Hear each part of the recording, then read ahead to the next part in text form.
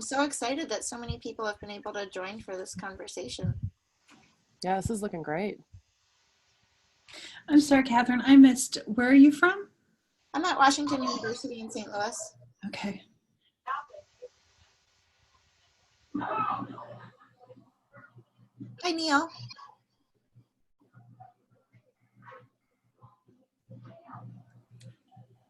I see that Neil is on the call. Yep, I just saw his name come on up. It's awesome.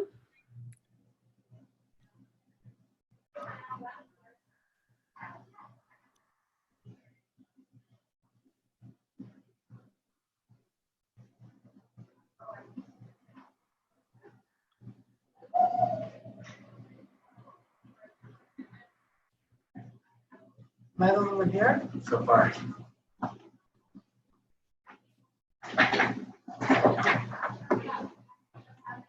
I'm gonna see if I can make you the host, Lexi.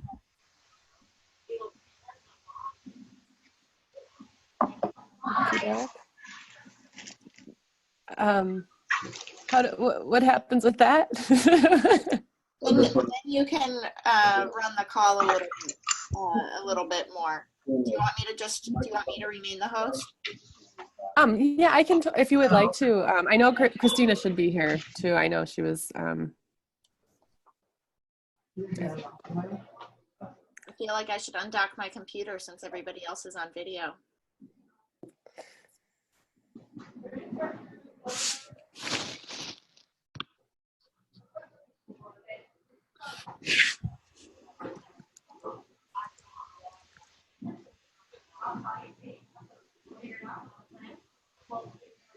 Yeah, we did. Oh wait, Justin, you're in here. Yeah. Right? It's Justin, right? Justin? Yeah. Hi. Emily broke my charger. I didn't mean to. Hi. You broke my electric on it. You have it fixing it? Okay. I don't have any. Can you order? I mean, I know not like the second one, but Yeah. can you order another one? Sure. Okay. Thank you.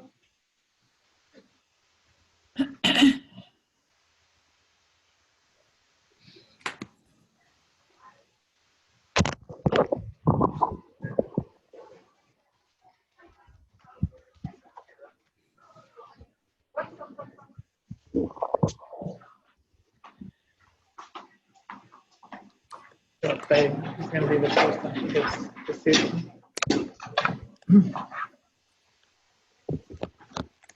Hello.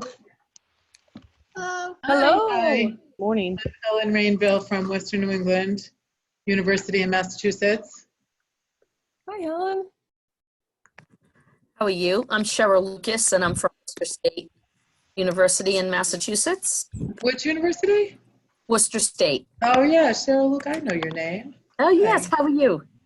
Good. We have a few students that are coming in, but you can go ahead and get going. Okay.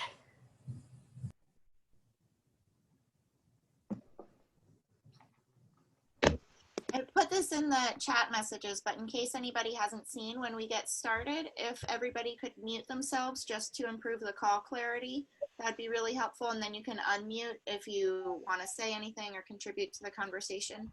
If you have any trouble, feel free to just let me know and I can also mute you, but I don't want to do that because I won't know if you want to speak. Do you want to be the person on camera? Do you want to be the person on camera?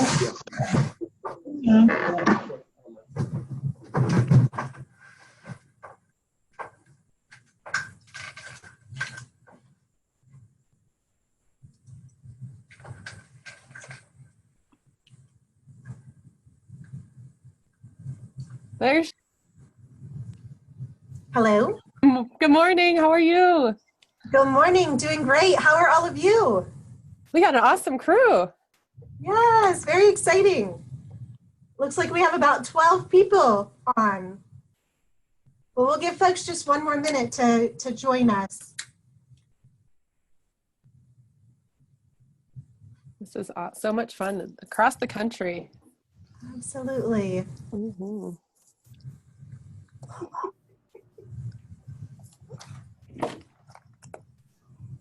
Also, I just wanted to give a little bit of a disclosure here. We are recording this call, and it started recording as soon as the first participant entered the call.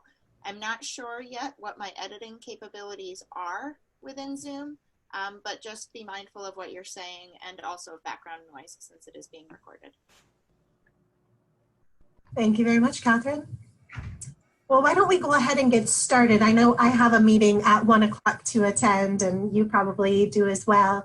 But thank you for joining us. I'm Dr. Cristina Reyes Smith. I am the Academic Engagement Co-Coordinator for COTAD, the Coalition of OT Advocates for Diversity. We also recently launched COTAD-ED for educators, and the primary aim is to promote diversity and inclusion in our profession, promote the workforce diversity of the Centennial Vision, and ultimately to help move forward Vision 2025 with OT for all people, populations, and communities. So I'd like to introduce Lexi, who is one of our COTAD-ED leaders and has been very involved with COTAD.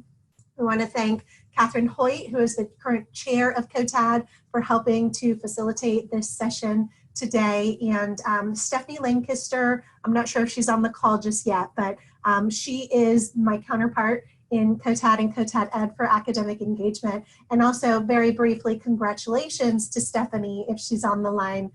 She was recently promoted to program director at her institution. So, congrats, Stephanie. That's great. Thank you. Thanks, Christina. Glad to be here. Absolutely. So thank you all for being here. I didn't put together an elaborate PowerPoint, but I put together just a very brief, let's see, can you see my PowerPoint? Is it sharing? Yes, we see it. Okay, great. Just to kind of get us started with a little bit of background with regard to admissions, and we'll talk just a little bit about holistic admissions today, but also some other strategies related to promoting diversity within our workforce. And one major aspect of promoting workforce diversity is that those of us in academia have to accept that the onus is on us.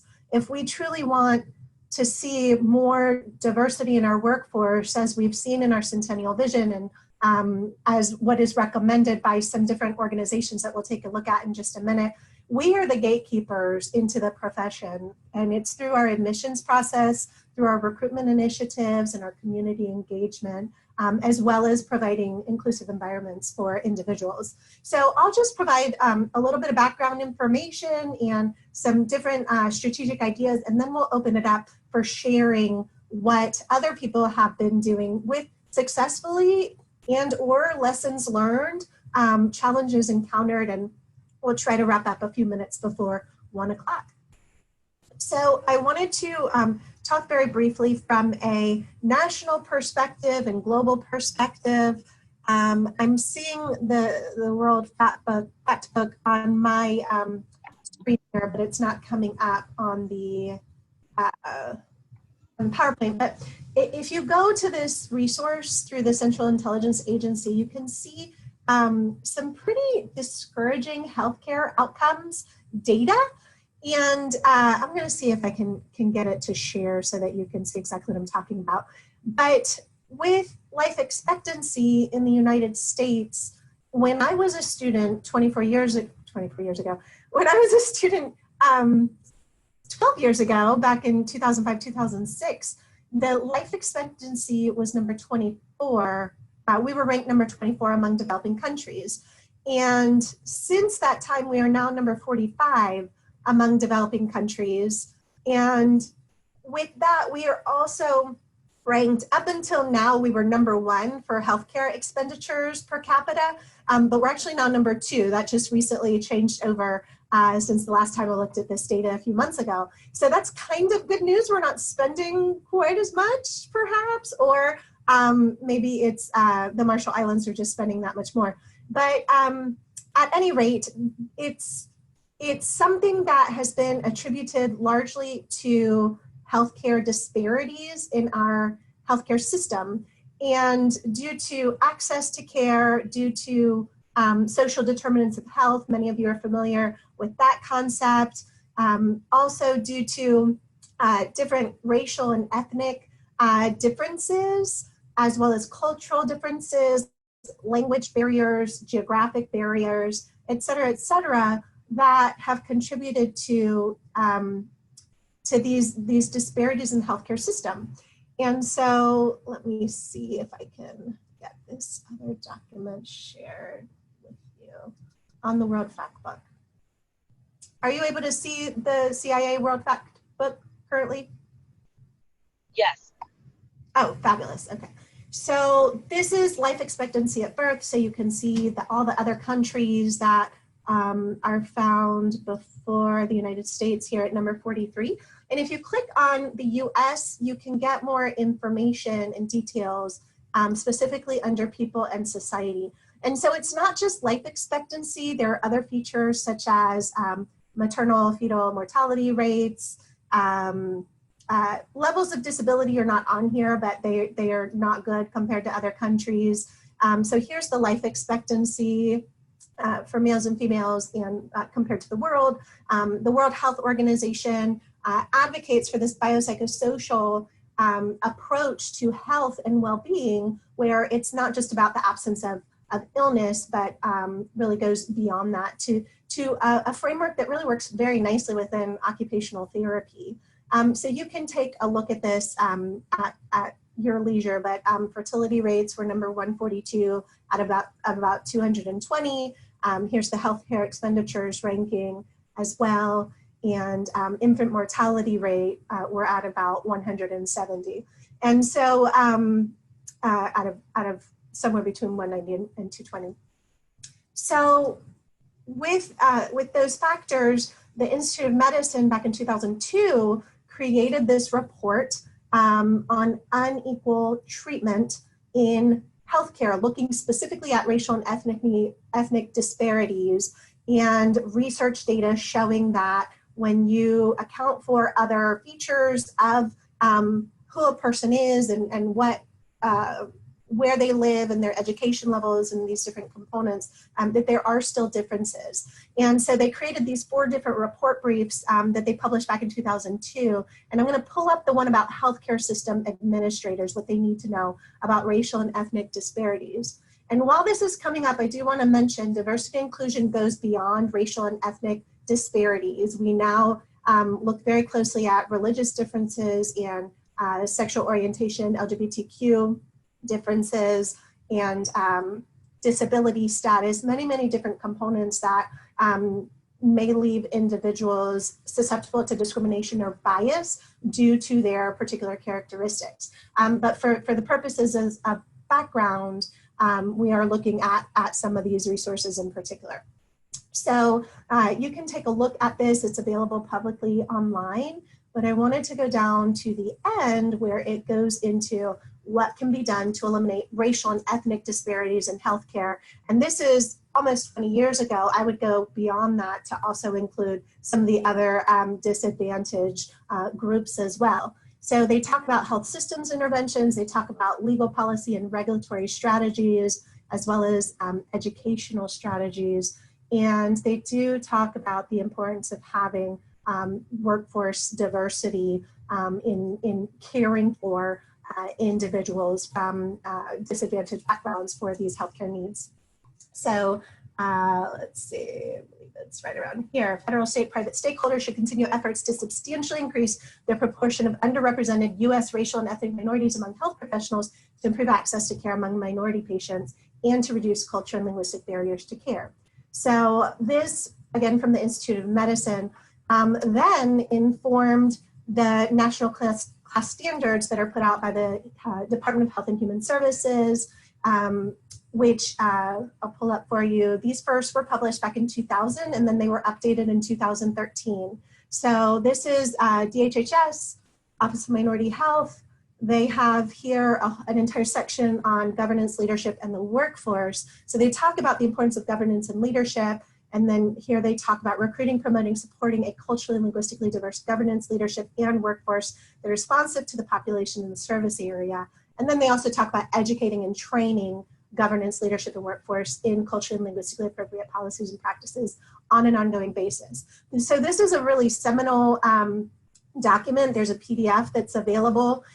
We recently at our institution provided a lecture series where each session each week was featured on one of these 15 standards. So we had a week that featured workforce diversity, and it was open to everyone in our university, employees, students. We're hoping to expand it to alumni in the future. And so this is sort of the big picture around workforce diversity. And I think a lot of the times we kind of we put the horse before the cart. And so I wanted to take a few minutes to provide this background. And then the last piece is around the American Association of Medical Colleges, who have been major proponents of holistic review in admissions practices, diverse workforce.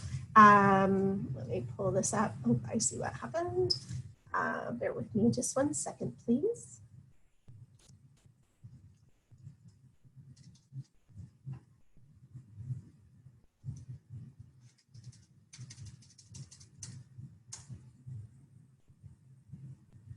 There we go. So the AAMC looked at everything that came out from the IOM and from DHHS and really embraced this concept of diversifying the health professions. Shown that minorities are more likely to go back to serve underserved communities. They also, when students are involved in academic programs together, they learn from each other in unique ways that they be able to learn elsewhere. Our societies are very diverse locally, state-wise, nationally. Many institutions are also looking beyond it globally and looking at ways to better prepare their students for working with diverse communities. And so having exposure to other students as well as to diverse populations has been an important component for academic programs for preparing future healthcare professionals. And so the legal piece is something that has been evolving. It has held up in the courts that having diversity conscious admissions practices are acceptable within very specific with some specific guidelines. And so these are discussed through the Association of American Medical Colleges Holistic Review. They have an entire array of resources available about holistic review. And so we, in occupational therapy, when we talk about it, we really have been using this as a guideline. So one other piece that I have to mention is that the AAMC and the medical profession has gone so far around this diversity and inclusion concept that they actually have accreditation metrics that academic programs are held accountable for related to diversity and inclusion initiatives. And they go into what kind of pipeline programs are available, what kind of admissions practices are utilized, what kind of faculty are available. So we really have a lot to learn from the medical profession as a profession in OT. So 4 core principles that they promote are that with holistic admissions processes, the criteria can be broad-based. They have to be clearly linked to the university or the school's mission and goals. That's important, and it has to be documented as well. And promoting diversity is an essential element to institutional excellence. That's a really important concept because many people would say if you don't have diversity, you don't have true excellence within your organization. And so these are all tools that can be utilized in your academic programs to advocate for positive change in this area.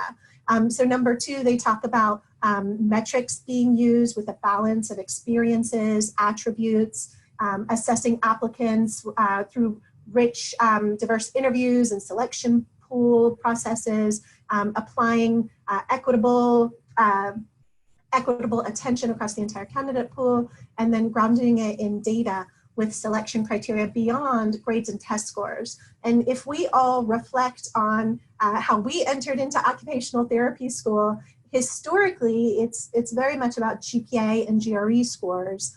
But to be a good OT practitioner, I think we would all agree that there's a lot more beyond grades and GPA to be successful. And so it really is about looking at those other skills, non-academic skills, in addition to academic skills, with regard to the students that we are bringing into our programs and subsequently into our professions. So third, admission staff and committee members giving individualized consideration to each applicant, how they may contribute to the learning environment in the academic program, as well as to the practice. And they talk about to medicine, but certainly there are applications to occupational therapy practice as well, specifically.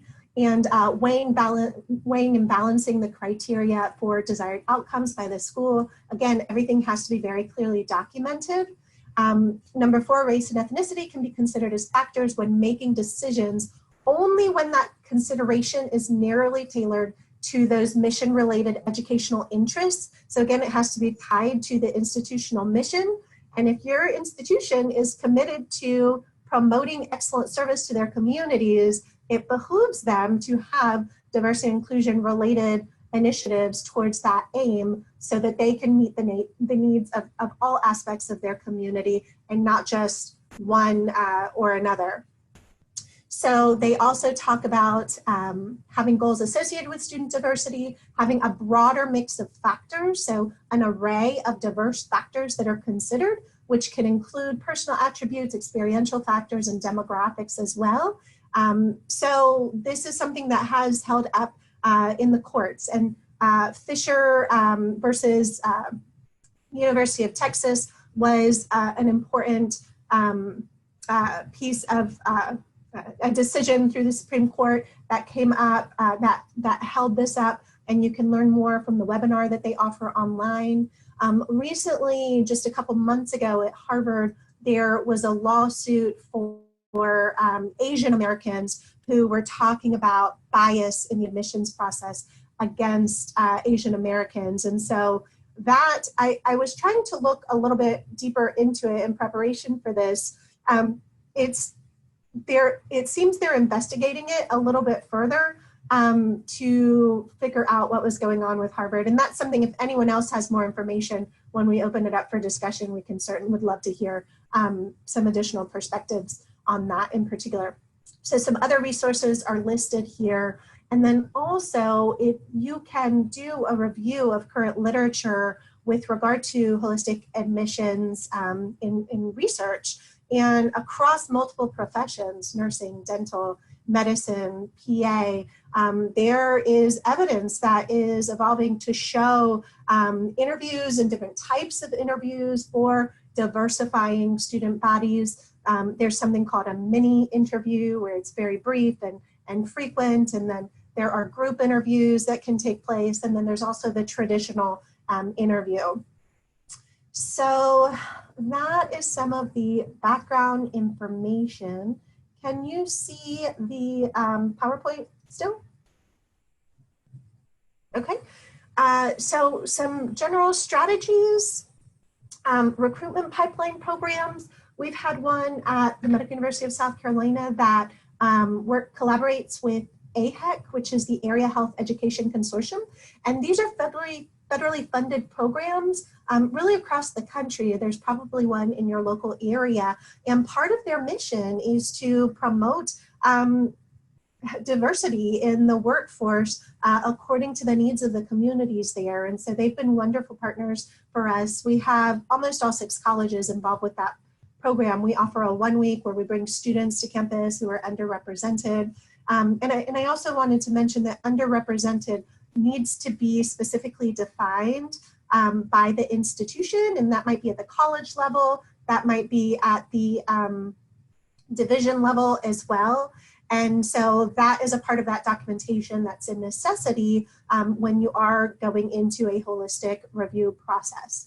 The other piece I want to mention about that is very important to work closely with your university admissions office and the legal counsel to ensure that you're in compliance with state laws as well as national laws, as well as what the institution is willing to support in the case if there was some sort of legislation or some sort of challenges, legal proceedings in the future. So that's a really key piece. So with the recruitment pipelines, this concept is just that thinking chronologically through the lifespan of a young person entering the occupational therapy profession, they might learn about OT in college, it might be in high school, it might be in middle school, or even elementary school, or earlier than that. For example, if they have a sibling with a disability and they see the OT coming to practice in the home with the sibling. For myself personally, it was actually after college. I was 2 years out. I was trying to figure out what I was going to do with my life. I knew I wanted to do something in healthcare with pediatrics. I didn't know what. And I was volunteering at the Children's Hospital here locally. And the little girl I worked with wanted nothing to do with me. She just wanted to see her OT. And I didn't know what in the world that was. It really hurt my feelings at the time. And I went home, I looked it up, and that was where the love affair began. And so here I am now. I'm so grateful for that, but I'm very passionate about recruitment and spreading the word about OT and what an amazing career it is for all people, for reaching beyond our traditional populations. And again, helping to ameliorate some of those disparities in our healthcare system. So the second piece here is community engagement, having relationships with community partners is really critical. Making sure that people know we are occupational therapists. We're not physical therapists, we're not speech therapists, we are OT, and here's the distinct value that we can bring to individuals and communities and populations. We also have had great success collaborating with other academic programs at our institution. A lot of them have been doing this for a while, as I mentioned earlier, with holistic review and with diversity and inclusion initiatives. Dental and nursing have also had accreditation requirements around diversity and inclusion, and so we've learned a great deal from them. There have been some institutional partnerships. Historically Black colleges can be a great resource, setting up special trips or contacts or webinars, things like that. You can target also in your community certain student organizations. If there are particular areas of your applicant pool that you're wanting to increase the competitiveness and the competitiveness of your qualified applicant pool, you can be very targeted and specific. But at the end of the day, either we're bringing them to us on campus through specialty programs, or the onus is for us to go out to them, whether it's specifically from the OT program, or there might be someone who's a recruiter from your college to do that, but making sure that people at least know what occupational therapy is, and that it is a viable and powerful and very exciting career option for people. GRE Prep is another piece that I included here. There are free resources available through local libraries, and so I share that with all of our applicants when we're talking about GRE Prep. I think a lot of students don't realize, prospective students don't realize how much the GRE is typically weighted. I know for us, we've significantly decreased it, but it is still a part of our admissions criteria, and so getting them connected with resources whenever possible. Making sure that our admissions policies and guidelines are very clear on our websites. If you have individuals who are their first in their family to even go to college in the first place, there's a learning curve that goes along with this process of application and admissions, and it may look very different to go to graduate school versus undergrad or tech school if history. So making sure that everything is clear and getting those complete applications, that's been one of the challenges that we've been encountering recently. And I'm getting a little bit of echo. Maybe you don't mind muting your speakers or your microphones. Christina, while we're taking a sec, we're still seeing the holistic review screen from the AAMC. Oh, okay. If you want to jump, but then I'll hit my mute here.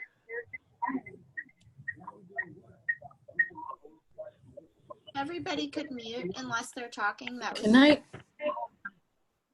Can I just make this is Cheryl Lucas. Sure. How are you? Can I just make a comment just quickly about the GREs? Yeah, this is definitely my personal bias, but I do want to just, put it out there for food for thought. The other piece about the GREs is that it's very expensive to take the GREs. And so there's a lot of students who, they'll have these resources to try to, get a decent score. But yet, if they don't have, we have many students that can afford to take it 2 or 3 times, which is actually going to make a difference in terms of what a person's final score is.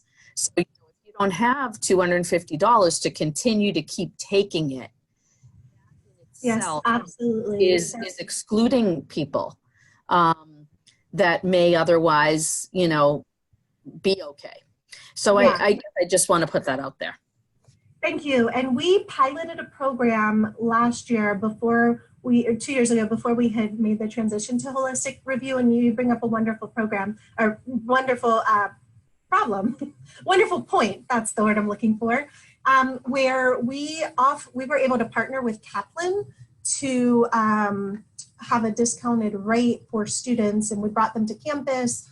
We subsidized the cost of the Gre Prep for them through our strategic planning funds, and they were able to do an online program through Kaplan. They were able to take a test through Kaplan. We administered it here, even though it was a practice exam. And the students reported that it wasn't enough time. It was a very stringent 8-week curriculum for them with the timeline in order to meet our admissions deadlines, unfortunately. So we put that on hold for now in order to make the holistic admissions transition. But that was one strategy, and I'd love to hear some other strategies in a few minutes for what other students are doing around the GRE. Are you able to see the PowerPoint now? Okay, great. Sorry about that. So let's see, building the qualified applicant pool, clear policies and guidelines, sharing resources, holistic admissions, we touched on the documentation. You have to document past attempts and show that you've tried other strategies without racial and ethnic factors, and you're still not getting the applicant pool and the student body that you would like. All that has to be documented, connected to the institutional mission, defining underrepresented minority applicants and students, working closely with admissions and legal, the interview styles we talked about briefly. Unconscious bias training is something that we are considering for our interviewers. We have faculty, currently 2 faculty and 1 clinician who are interviewing, and so that might be something that we will add next year. And then the centralized application service is something that we're looking to transition to in the next year or 2. That has been a tool that some institutions are using for reaching more diverse candidates nationally. And there have been some mixed results with that piece of it, but at least from exposure, it's very helpful to promote your academic institution, and also it's beneficial to the students, again, with that cost. They send their transcripts directly to that to the CAS. They send their reference letters there, and so they don't have as many fees in the long run when they're able to use the CAS for their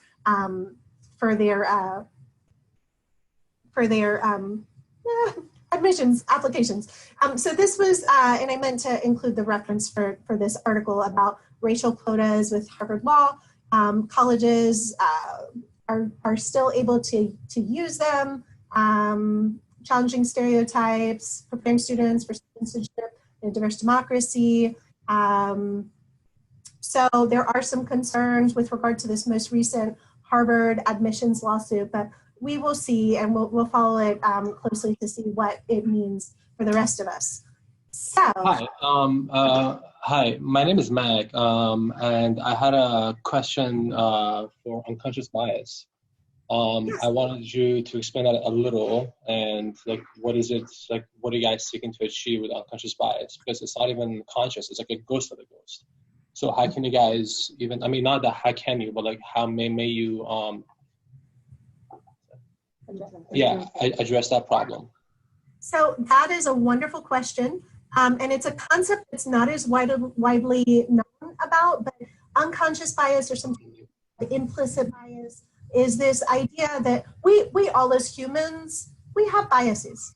And we aren't always aware of them, and sometimes we are aware of them, but we have to be aware to not let them adversely impact admissions decisions, as well as how we interact with students, coworkers on a day-to-day basis. And it might be due to racial and ethnic factors, it might be due to religious choices, gender, sexual orientation, socioeconomic status, disability status, on and on and on. We all have biases. So I'll share a personal story of my own. Of my bias was when a Muslim family moved in across the street from us. This was probably 3 or 4 years ago, and there was a lot of hostility in our society with regard to Muslim families. And when it started showing up in my dreams, that was when I realized I had an unconscious bias that I needed to address. And I needed to reflect on where it was coming from, the fear, the feeling of threat. And now, years later, they're some of the best neighbors I've ever had. They are just wonderful, friendly, delightful people that I adore. But we do that all the time without even realizing it. And it might be based on clothing that people wear, but there are trainings available through Harvard. Harvard has an implicit bias test.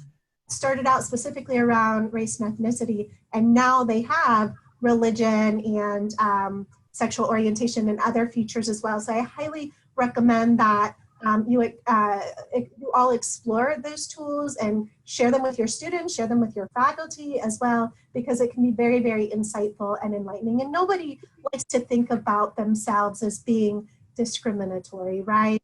It's not a pretty thought.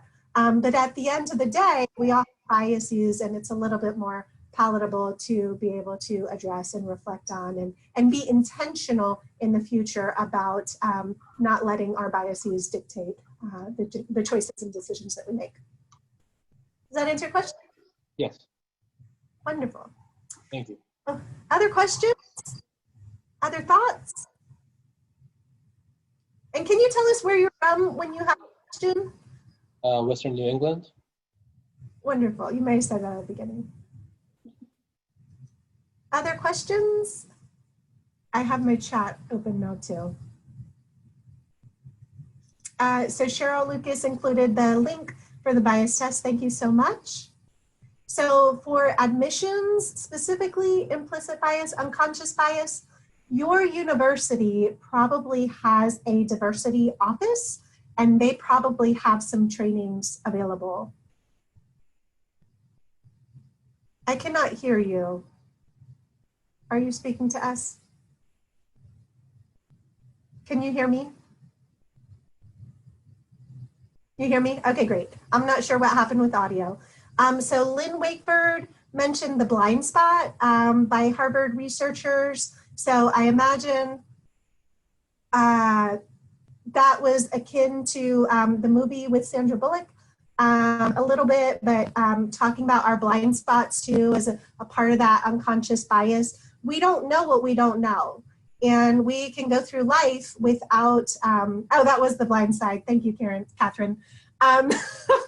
Similar concept. But we don't know where our blind spots are, just much like in a car when we're driving. And so sometimes it's having conversations with other people to help us. And at the end of the day, just interacting with people who are different from ourselves to get that exposure and to be able to learn more, whether it's in healthcare settings or local communities, restaurants, maybe attending a different religious service from what you're typically used to, or taking someone for coffee and just having some of those difficult conversations. All right, so I'm not sure from Western New England with the audio. It looks like it is muted, but I don't think I can change that on my end. Yes, sorry. There we go. Okay. Yes. Did he have another question or He something? just actually left the room, but Yeah, he didn't have another question. well, I think he was interested in a longer discussion about how do you address implicit bias and how do you recognize it in yourself, et cetera. But when we're unmuted, we're discussing things we can actually do to follow up on your recommendation. So this is a great catalyst for us. Thank you, Christine. Wonderful. So some other resources through COTAD, we have a website, COTAD.org. We have a toolkit that our members have developed with a number of different activities that can be done with students or in the community to raise awareness about diversity, about inclusion in general. Also, through Georgetown University, there is the National Center for Cultural Competence that has a number of different assessments around culture and diversity. I think you have probably over 20 assessments available there that we can that can be used for training purposes. There's a new assessment that I came across recently, just in the last couple of days, and it's a diversity assessment that was published in 2015. There was a survey that's being sent out to occupational therapy programs, and I can try to figure out the name of that if anyone is interested. Other resources around unconscious bias or implicit bias that anyone is aware of? I also wanted to add that on the COTAD website, there's a couple of YouTube links. One of them goes to the COTAD media page. One of them goes to just kind of a playlist of videos. That one thing that you can do because I know implicit bias is something that's difficult to identify sometimes in ourselves, and it can be a challenging conversation to have with others. So sometimes opening up with just a video kind of defining what it is and that we all have biases and opinions that we may form faster than we're even aware of. So sometimes starting with something like that. So feel free to check out our YouTube list, or if you have any suggestions or additions, please email them to any of us and we'll add them. I think sometimes starting with education can help about what the concept is, and then moving on from there to, do we think this influences some of our admissions processes? And if so, what should we do about that? Most universities, as Cristina said, do have a diversity and inclusion office, but not all. And if they don't, there are a lot of resources at other universities that you can see, available PowerPoints. There are available trainings that you can pay for to have faculty or staff complete. And then, assessments that you could do if you wanted to determine where your faculty, staff, or admissions team currently stands. But a lot of those, I think, are mostly encouraged not to necessarily share, because it is something that is so personal, and a lot of people maybe won't answer as honestly or truthfully if it is going to be shared. So I don't know that I would want to collect that kind of data necessarily. This is Cheryl Lucas again. One of the things that I do with my students, I do use the Culture and Occupation book by Shirley Wells and Roxy Black. And in there are some different types of student activities that sort of talk about how comfortable are you being next to someone of a certain group? How, would you talk to someone in a certain group? And this again is a personal sort of, I use it as a professional way for students to really understand where they're feeling. I don't look at it. I don't do any of that. I just ask students to be honest with themselves about it. And I think that they're able to also really look at,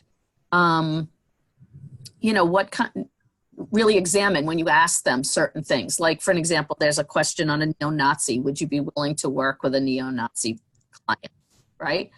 And, I think people start to think about that, what would that be like? How do you feel about that? And by having those discussions ahead of time, I think that really helps as well to examine your own personal feelings.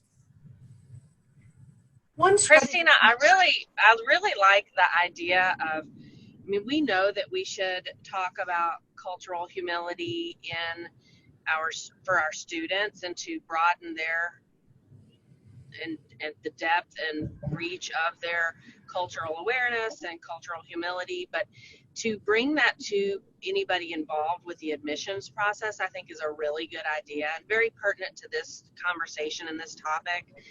And that may be clerical assistants, it might be alums, it might be community practitioners, certain students who are doing the tours of prospective students, as well as faculty who are involved in that admissions selection and culling through the applications. And that's a very important thing to put in there, and I would say in a strategic, not haphazard way also.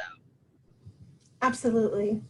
One other strategy that's been very helpful at our institution is hosting panels, where we had one about religious diversity, where we had someone from Buddhist faith and Hindu faith, Muslim faith, Christian faith, and atheist faith to talk about what kind of life experiences they had had with discrimination in the community, and what were some of the healthcare factors that were impacted from their religious beliefs, as well as what do they wish or what do they think that future practitioners and faculty and students should know.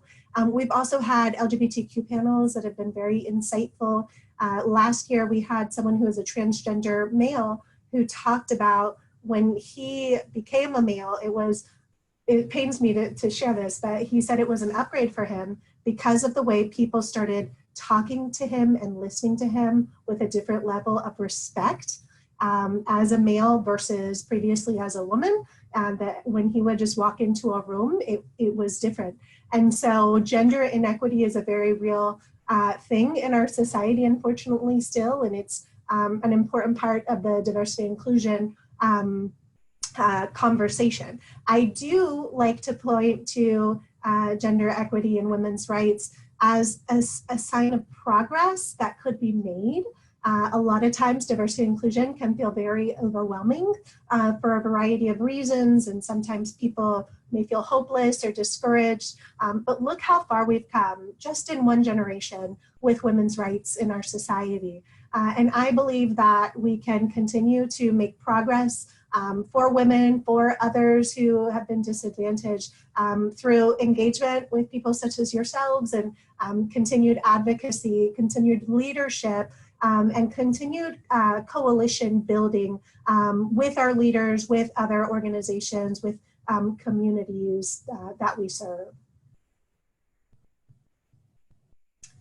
So Catherine mentioned the new book by Lennon Grahal. He was our keynote speaker for the COTAD breakfast last year, and his video is available on our website. He gave a very powerful presentation about diversity in OT. And we do have some other great resources as well. So thank you, Cheryl, for sharing about occupation case studies. We also have, through the Ethics Commission, some ethics advisory opinions, and there's been one for a while on cultural competence that really focused more on the provider and patient interaction. But through a motion with the Representative Assembly last year, we were able to advocate for, I guess it was 2 years ago, for expanding it to workforce diversity and providing some case studies about interactions with students and clinicians and addressing fieldwork challenges as well, or that can be utilized for fieldwork challenges. And so that was expanded last year at conference around that time it was published. So you can use that in your classrooms. We also in AOTA have the Societal Statement on Health Literacy, which is a great tool for helping students to understand the impact of health literacy, more from a patient perspective versus admissions, but another great tool. And then our OT practice framework has a number of different areas related to culture. It actually, the word culture or cultural appears 36 times in the OT practice framework. So this is something that we should be looking at. And so having more diversity in our profession will behoove us to help with better patient outcomes, better quality of care, improved service delivery, efficiency. The literature has shown us that compliance, trust, rapport, utilization, access to care, all these factors have components related to culture and diversity. And so I'm so excited that our board of directors has added a 5th pillar on diversity. It's in the works as of last November. And then also you have probably seen that with our vision statement that they have added as an inclusive profession. And so that is a part of the heart and soul of who we are as a profession and what we envision for the future with Vision 2025. And so with our students, with our faculty, if you're trying to get the buy-in, turn to our profession, to the leadership, and utilize those resources to help to make the case for some of these practices and specifically related to admissions. Other thoughts, questions, resources?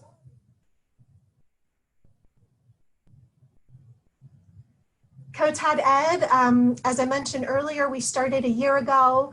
We're very grateful to Neil Hardison for his support. We've been able to work with leaders from MDI and COTAD to launch this as a resource to connect educators around workforce diversity. We have a Facebook group that recently launched. If someone would mind posting the group, that would be fantastic. We have an online Google Drive exchange folder that we've started where we can share resources with each other. A lot of people are not connected to Facebook, and so we have the Google Drive as a separate tool. We have an email list that Stephanie Lancaster has been managing for us. And then twice a year, we are now meeting, once at conference, national conference, and once at the Education Summit. And so we've been thrilled to have dinners that we offer. We don't pay for the dinner, sorry, but we set up a location and meeting time, and Lexi has been wonderful, and Stephanie as well, in helping to coordinate that. And we do have our location and our time. Lexi, would you like to share about that real quick? I certainly may. Do you mind if I also add one more thought about admissions as well before I pull my sure. to make sure I give the correct information about the dinner? But to just kind of pull it back to a few thoughts that I was having, and all this has been completely delightful for all of us. So thank you, Cristina. But, you know, even when we do offer support or we do have resources available, I think we're missing this piece of allowing students to know those resources are available. And that's one of the things I've been finding in some focus groups that we've been engaging in with underrepresented pre-health students and those students who are enrolled in the program and talking about their journey to become OT students, in feeling really lost in knowing where to find the information that they need to navigate the admissions process, to set up those opportunities for shadowing, to know who to go to within a university setting and know that information is available. You know, at Wisconsin, we've been trying to make some initiatives for that admissions process, easing the burden, because financial burden is obviously very much a piece of this, as we've discussed. And it breaks my heart to see students who are still paying for the cost of the application when they wouldn't necessarily be needing to, but they haven't found that there are some opportunities there. And so I think that's another place we can think about in how we communicate if we do have resources and support and opportunities, how we are reaching those audiences, I think, is another important factor to think about. And then if you'll just give me a minute, I'll pull up our COTAD-ED discussions on diversity dinner information. Sure. I'm going to see if I can pull up the flyer for us too. That would be awesome. At the Education Summit last year, we were thrilled. We had the current president, the current vice president, and the president-elect in attendance. And our strategy is we go around the table and everyone identifies one personal goal that they have for working towards diversity and inclusion in our profession in the next year. And with COTAD, that has been our strategy, and it's been very successful. We offer our minority mentorship program that's been widely successful. Catherine Hoyt's been very involved with that. We have the toolkit development. We present at conference each year at the Education Summit and also at the National Conference. We have a Conversation That Matters too. We have a 3-hour workshop we're conducting this year. And so we've been so grateful to the AOTA for their support and for the MDI for their collaborations. We've had motions go through the Representative Assembly to create additional tools and resources, and we're working on looking at the inclusion statement for the AOTA right now as well. So I do have that. We'll hope all of you can join us this spring in April on Wednesday evening, April 3rd at 7:30 p.m. We'll be meeting at the New Orleans Social House. NOSH is the acronym. And the address is 752. Oh, Stephanie, please help me. Taloupaloopolis? Taloupalus? I'm so sorry. I've never been to New Orleans. I'm really excited to go. But we'll have the flyer available. I'm sorry. My pronunciation was terrible. Okay. Good effort. Yeah, right. So we just have a few more minutes. We have a quarterly newsletter through COTAD that you can get on all of our work. Oh, we have COTAD Awards for the first time, where we're going to present at our breakfast a COTAD Faculty Award, a COTAD Mentorship Award, and a Chapter Award. We have student chapters that have been popping up all over the country under Arame Anbarazade, her leadership. She has quarterly calls with them for students. So you can go to our website at COTAD.org if your students are interested in starting one at your institution. But there's more information about the awards on our website. We have tools for working with the Spanish-speaking community. You can get information on our board members. And we have a service project that we're coordinating for the conference this year. It'll be on Sunday morning. We're looking at potentially working with one of the homeless organizations there in New Orleans. So do stay for more information about that. And we have COTAD-ED, where I'm going to go ahead and share that so you can see it. It has our flyer on it. But other questions, other resources?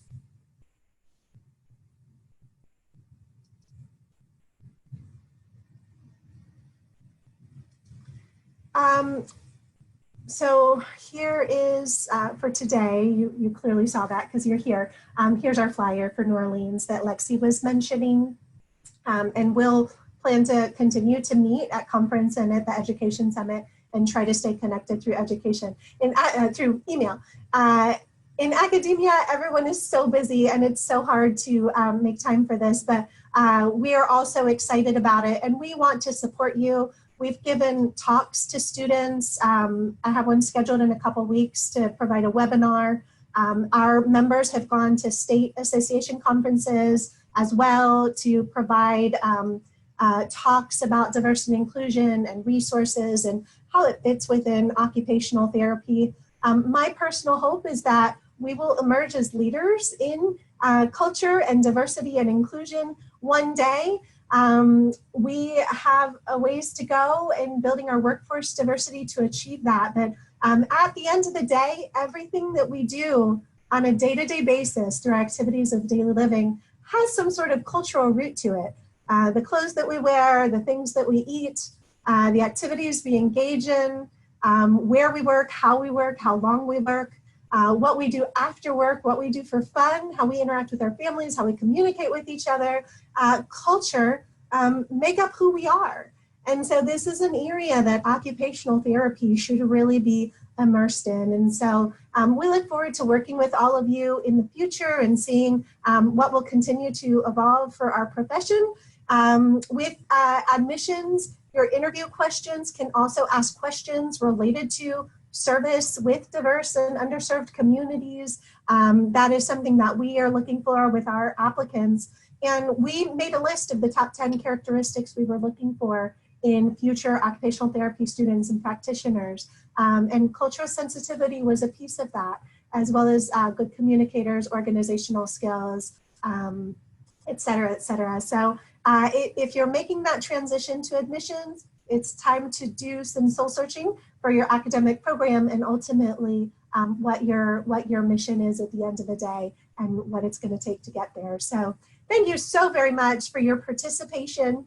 Feel free to contact us through the COTAD website. And if it's a COTAD-ED question, our email, Catherine, correct me if I'm wrong, COTAD-ED @gmail.com. All right, well, I'll be on for just a couple more minutes. Thank you so much, and have a fabulous weekend.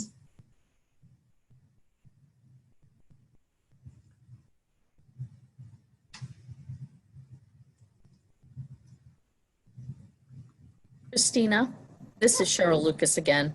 Hi, Cheryl. How are you? I was wondering if you've heard about the Casper system. I did an information session yesterday with them, and it's a group of people who they're using as part of a holistic admissions process to look at professional behaviors and responding to sort of videos, like almost like a what would you do kind of thing. And I just was wondering if anyone has ever seen that or heard of that or anything like that. No, would you mind posting a link in the chat? Sure. Let me see if I can get that from her. And so it was a very interesting piece because they've done a lot of research, and they're using them for all medical professions. And essentially, students would go online and do this, and you would get the results of how they did in sort of these 10 different professional behavior categories. Okay. So it was kind of interesting. So let me see if I can get the link to the person. Thank you so much. The recording will be shared on the website. I think the chat will probably be a part of that as well. This is my first time using Zoom in this way, so thank you for bearing with me. I actually had to run because I have a faculty retreat and I was told everyone needs to be on time. So thank you, Cheryl, for sharing that resource and the others as well. I will certainly look it up. But thank you to Catherine, to Lexi, to Stephanie, and to everyone for attending today. And I'm so sorry I have to run. But thank you again. Take care. Happy weekend to you all. Thank you, Christina. Thank you. Bye-bye.